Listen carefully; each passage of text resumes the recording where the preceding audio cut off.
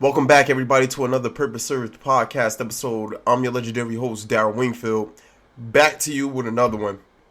If you're new to this podcast is simply about inspiring you to be the best version of yourself that you can possibly be by innovating and improving the human experience and on a spiritual level, honoring the two greatest commandments, which is to love the Lord your God and to love your neighbor as you love yourself. Man, I talk about on here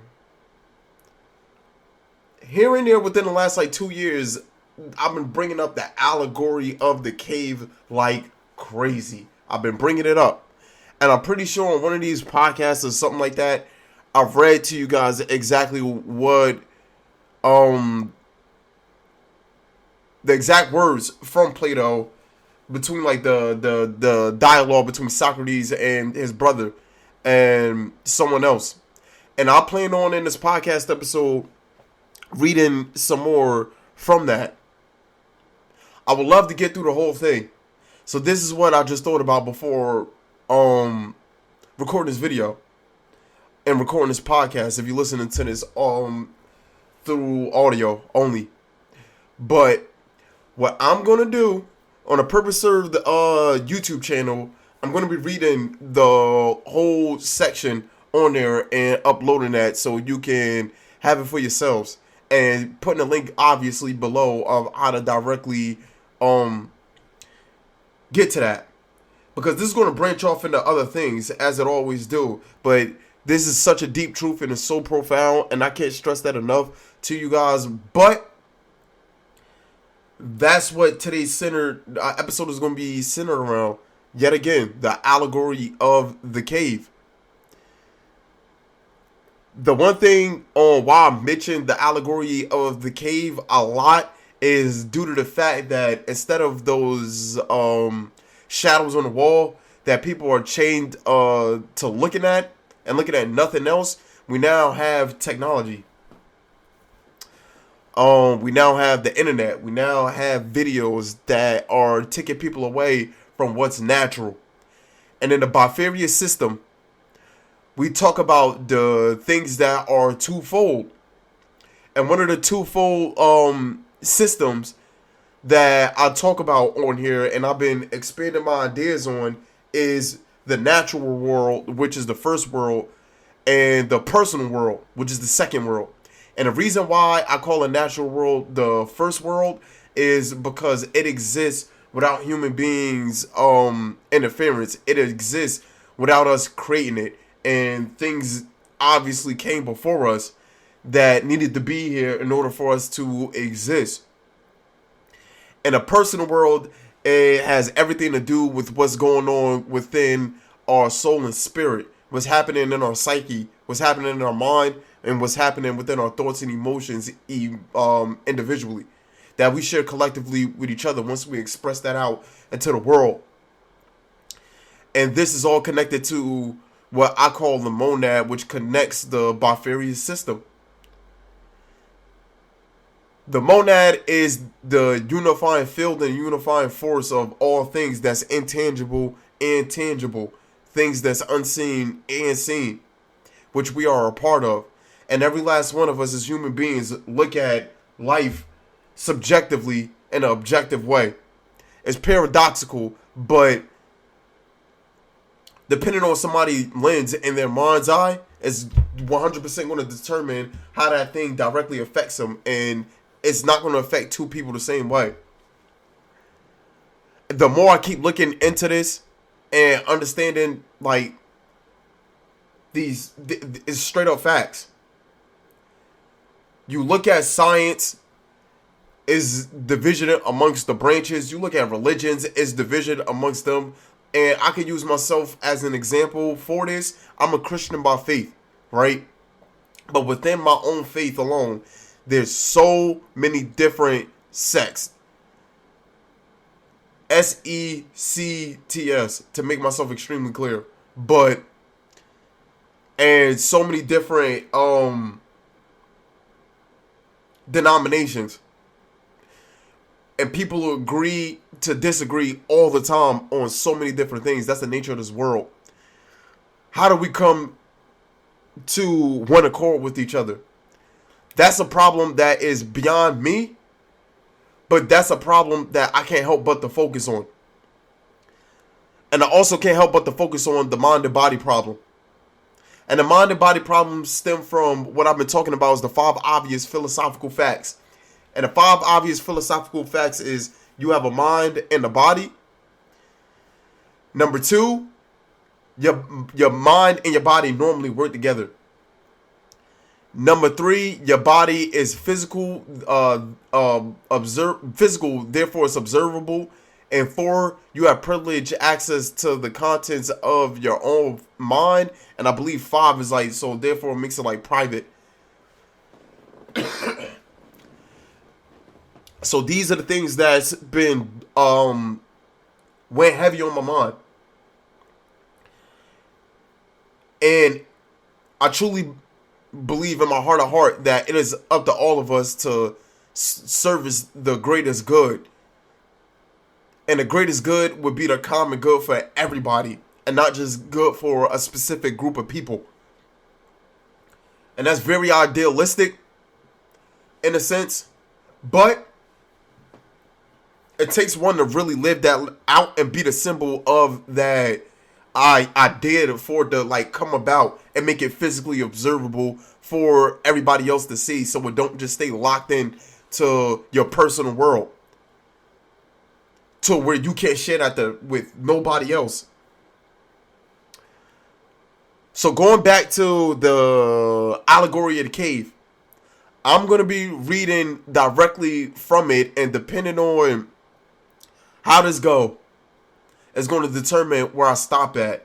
But I want to point out 3 things in particular, and that's the WWH problem. And the WWH problem is the why, what, and how problem, which is symbolic for what we talked about in the monad episode, and the episode following after that is the problem of purpose, which is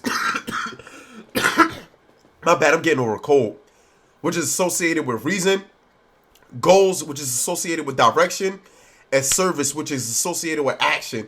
And can we point out the solutions to the why, what problem based off of reason, direction, and action that leads to purpose, goals, and service that can be helpful for you? Because these are universal truths that I'm talking about.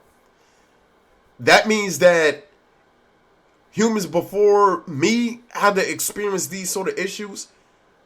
Currently, we're experiencing these issues, and this will be a recurrent problem in the future if we don't come to a means of resolving them here and now, which I don't have any hope in that regard. I gotta be honest. I don't have any hope. But let's go. I'm gonna just get to reading. I'm kind of hyped for this. I'm kind of hyped. So it starts off by saying, I want you to go on to picture the enlightenment or ignorance of our human condition somewhat as follows. Imagine an underground chamber like a cave with a long entrance open to the daylight and as wide as the cave. In this chamber are men who have been prisoners there since they were children, their legs and necks being so fastened that they can only look straight ahead of them and cannot turn their heads. Some way off, behind and higher up, a fire is burning. And between the fire and the prisoners and above them runs a road. In front of which a curtain wall has been built, like the screen that puppet shows between the operators and their audience, above which they show their puppets. I see. Imagine further that there are men carrying all sorts of gear along behind the curtain wall, projecting above it and including figures of men and animals made of wood and stone and all sorts of other materials, and that some of these men, as you would expect, are talking and some not. An odd picture and an odd sort of prisoner. They are drawn from life, I replied. For, tell me, do you think our prisoners could see anything of themselves, or their fellows except the shadows thrown by the fire on the wall of the cave opposite them? How could they see anything else if they were prevented from moving their heads all their lives? And would they see anything more of the objects carried along the road? Of course not. Then if they were able to talk to each other, would they not assume that the shadows they saw were the real things? Inevitably. And if the wall of their prison opposite their them reflected sound, don't you think that they would suppose, whenever one of them passers by on a road spoke, that the voice belonged to the shadow passing before them? So I'm going to stop for a little bit. So you paint the image, and this image is in regards to the human condition when it comes to ignorance and enlightenment. And the image that's being painted is that there's a cave, and it's light coming into the cave from outside of the cave, and it's a wide cave going downward. And you got people that's been chained at the bottom of this cave looking at this wall all their life. Necks and all. Necks, feet shackled up. And they can't turn their head. They can't do nothing. And they're seeing figures on the wall that's coming from puppeteers, essentially, from the back of the cave, from a fire that's within the cave. And they are assuming that the sounds that they hear coming from the people in back are coming from the shadows of the things themselves coming off the wall. And not only that, they are looking at these shadows on the wall as if it's the real thing. I'm continuing on reading. And so, in every way, they would believe that the shadows of the objects we mentioned were the whole truth. Yes, inevitably. They think what would naturally happen to them if they were released from their bonds and cured of their delusions. Suppose one of them were let loose and suddenly compelled to stand up and turn his head and look and walk towards the fire. All these actions would be painful, and he would be too dazzled to see properly the objects of which he used to see the shadows. What do you think he would say if he was told that what he used to see was so much empty nonsense, and that he was now nearer reality and seeing more correctly because he was turned towards objects that were more real?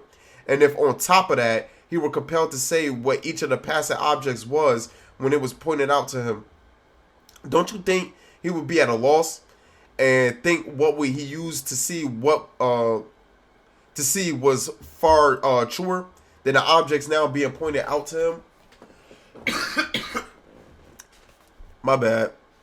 I got like a scratchy throat. Let me drink some water. Bear with me. Bear with me.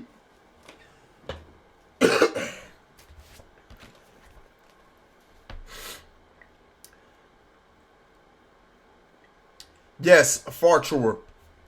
And if he were made to look directly at the light of the fire, he would hurt his eyes and would turn back and retreat to the things which he could see properly, which he would think really clearer than the things being shown him. Yes.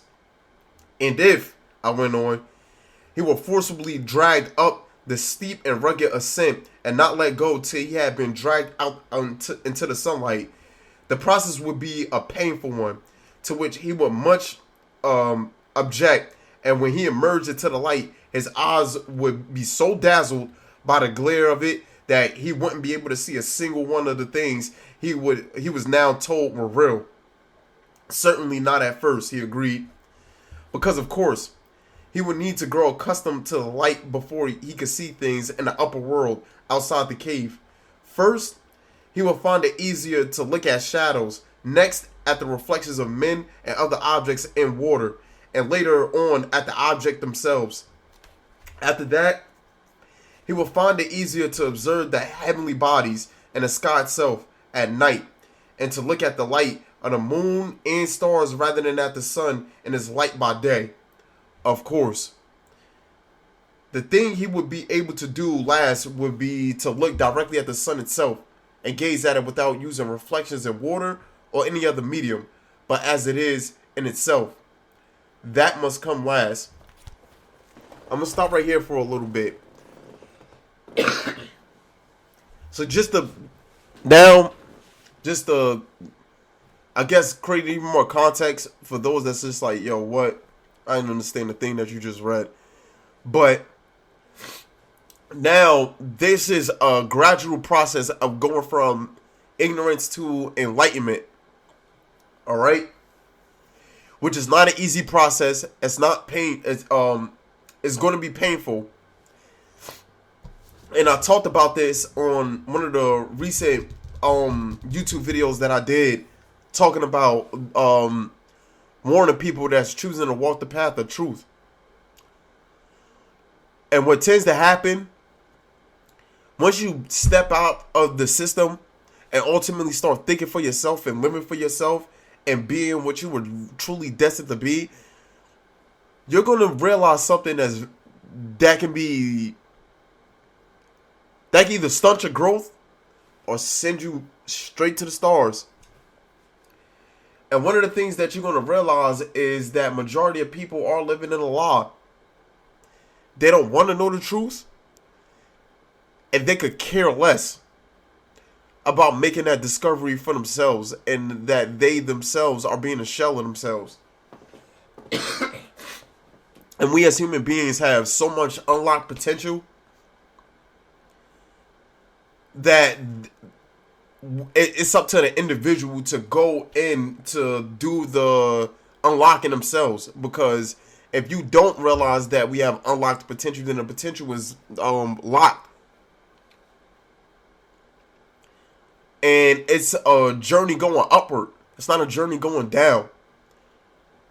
And the more you ascend on this path, you're going to have a lot of adjustments to make on this path. So, why would anybody want to make this climb in this journey to begin with? So, if you're at the bottom and you're deep in the cave, that means that you want to go from a place of ignorance to enlightenment, going back to the why, what, how problem. So the why problem is you want to enlighten. You want to enlighten yourself. And you can't necessarily do that on your own, to also be quite honest. It's something that is deeply moving within you. And then the world around you will help you achieve this enlightenment.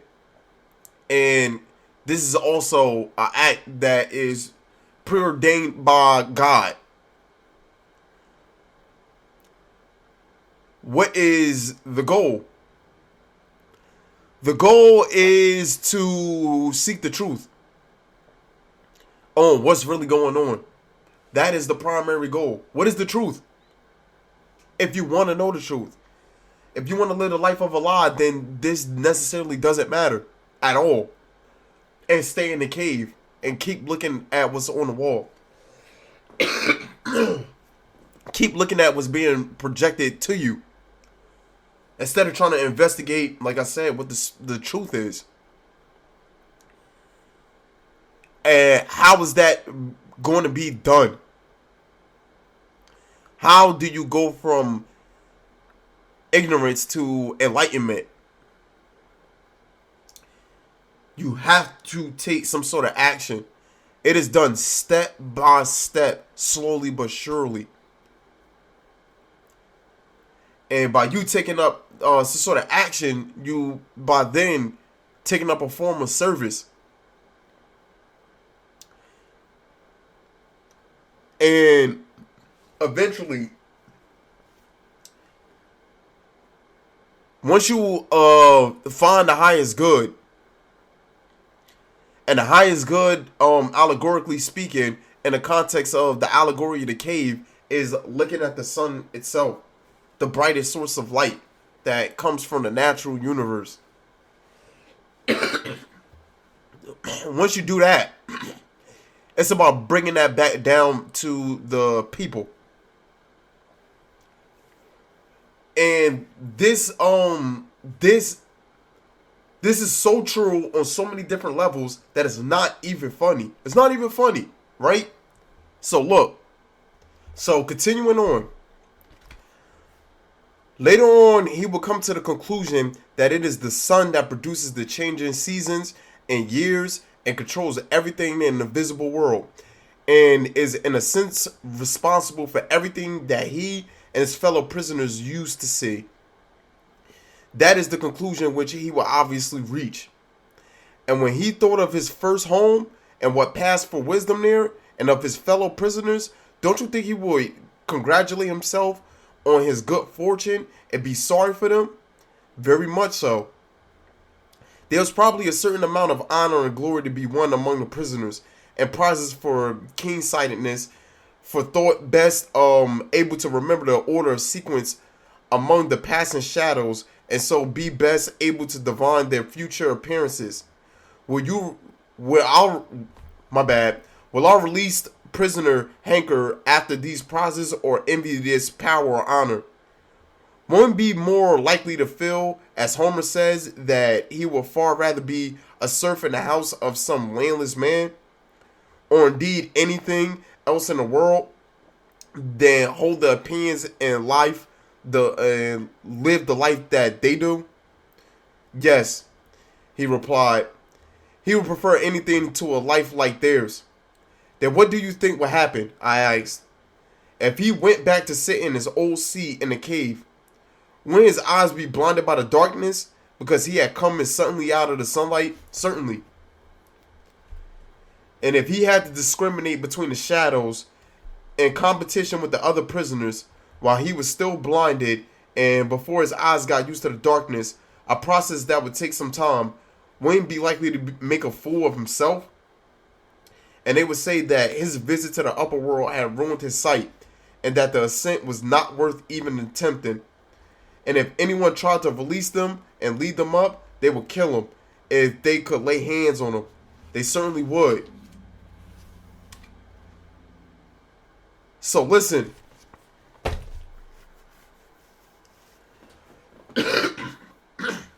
Not only is it a difficult task in itself to come across the true light and the highest good, but it's even more difficult to bring back what you can't even put into words to the people that's blinded and so used to the patterns that they see coming off of the wall, and trying to bring them up into the upper world, into the world of truth, into the world of true sight and true vision. And even nowadays, people truly don't want that. They may say they want it, but their actions show otherwise. It shows otherwise. And there's a pattern at play here. And we see this a lot in biblical accounts. So, I want to bring up examples of this, which I connected to the Allegory in the Cave previously when I brought it up. Speaking of an actual cave and a fire in the cave, ironically speaking, the story of Exodus with Moses starts out with after Moses exiled himself. He ended up at the Mount Sinai, Mount Horeb, and inside the mountain there was a burning bush, and the angel of the Lord was speaking to Moses through the burning bush. And we see the why, what, how problem within this dialogue between the angel of the Lord and Moses, which I believe was in, I don't know, Exodus chapter 3, I think. Am I tripping? My bad, I gotta double check.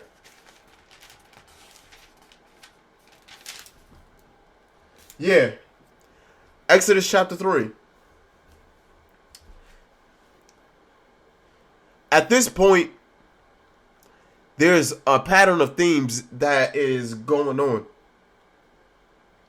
And I'm probably going to speak on it in the next podcast episode because we already 24 minutes in.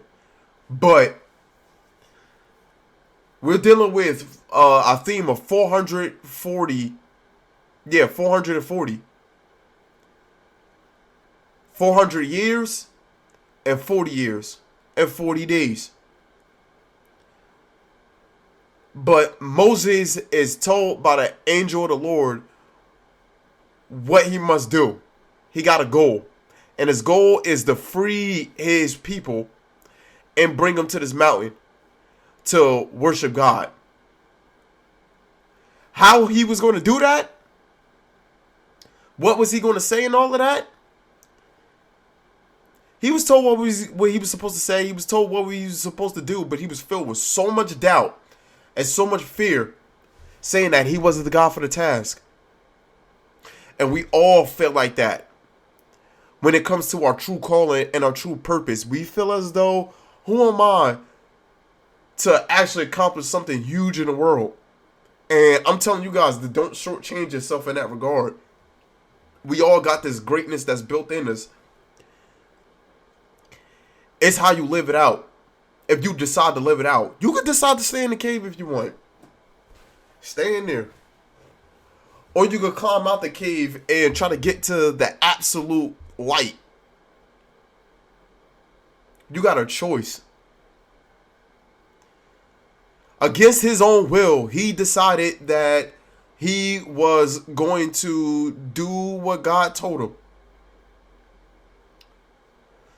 Why?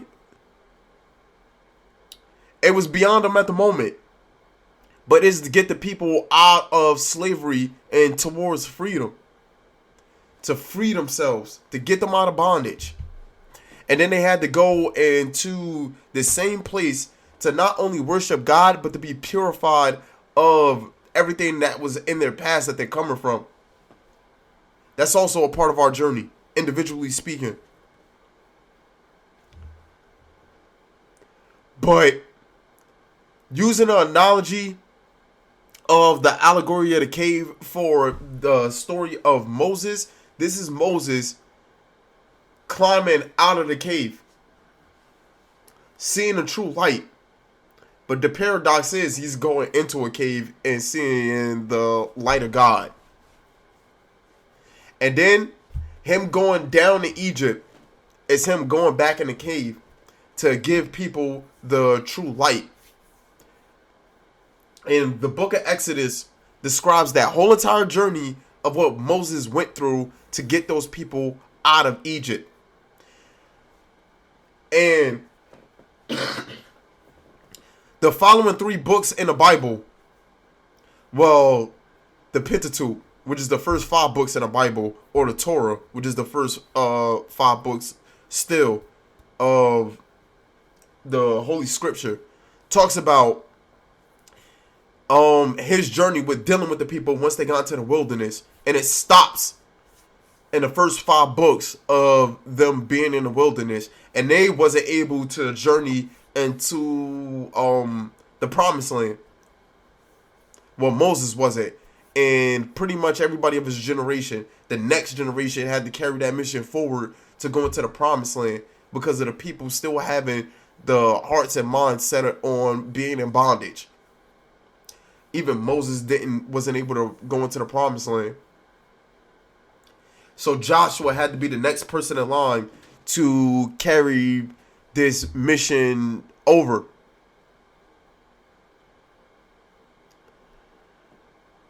But it's a gradual process. It really is a gradual process. And even for Moses, it was a gradual process for him to be able to see the actual light for what it was. There was another point when Moses climbed Mount Sinai and he was by himself. Something that I talked about in a previous podcast episode. About going up to God individually and God coming down to you and meeting you where you at. And this is a part of going for the highest good. Please check out the previous podcast episodes. I think that it could be helpful for some of y'all. But his face glowed.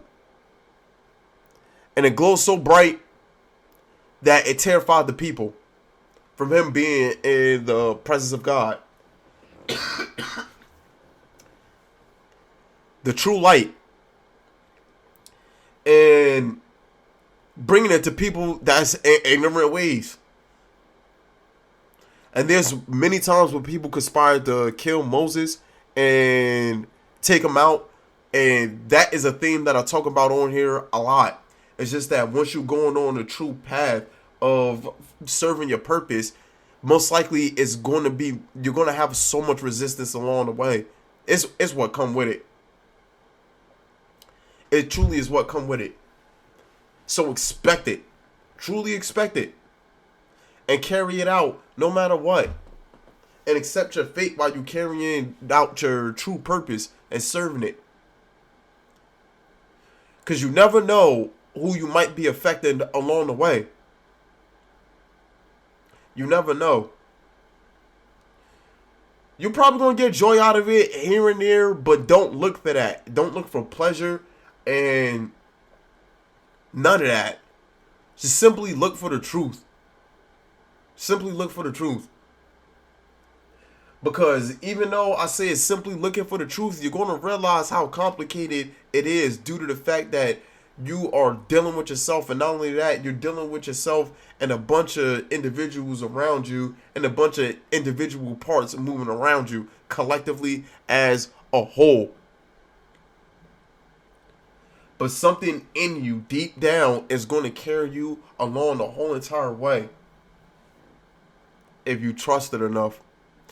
A lot of people don't have trust. In the beginning, Moses didn't have trust. Many people that even followed him didn't have trust. And they went anyway. And just like in the story of the Allegory of the Cave, a lot of those people didn't trust the person coming down to them with the knowledge of what they received outside of the cave. As if he didn't really see it. How do we know that what you're saying is real? How do we know what you're saying is honest? Especially for those that never got the experience for themselves. And that's a paradox as well. Because you experienced it and trying to tell them. And they're telling you that how do we know if you experienced it? We haven't experienced it either. That's what happens when you're dealing with ignorant people as well. But seek the truth for yourself. Don't try to seek the truth for other people. Especially for other people to believe you. If they don't, then fine.